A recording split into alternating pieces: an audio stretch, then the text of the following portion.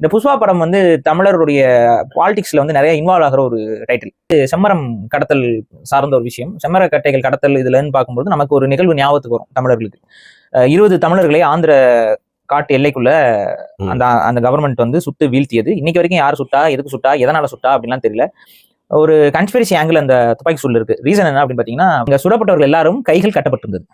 தப்பிச்சு ஓடுறவங்க கையை பின்னாடி கட்டிருக்கணும் அவசியம் இல்லை. புஷ்பா படத்துல இப்ப கட்டுறாங்கல்ல, அது மாதிரி கை பின்னாடி கட்டியிருக்கும்.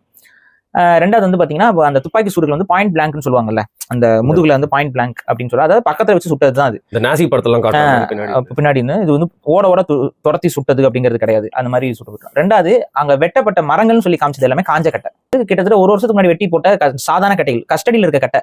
அது என்னத்துக்காக நடந்த துப்பாக்கி சூடுனே கடைசி வரைக்கும் தெரியல. இன்னும் நிறைய வீடியோஸ் நம்ம பார்த்திருப்போம். அதுல வந்து பாத்தீங்கன்னா, இந்த ஆந்திரா போலீஸ் டிபார்ட்மெண்ட் வந்து சுத்தி நின்று தமிழர்களை போட்டு அடி அடின்னு அடிக்கிற வீடியோஸ் எல்லாம் இருக்கு. உங்களுக்கு தேவையான நெட்ல தேடி பாருங்க.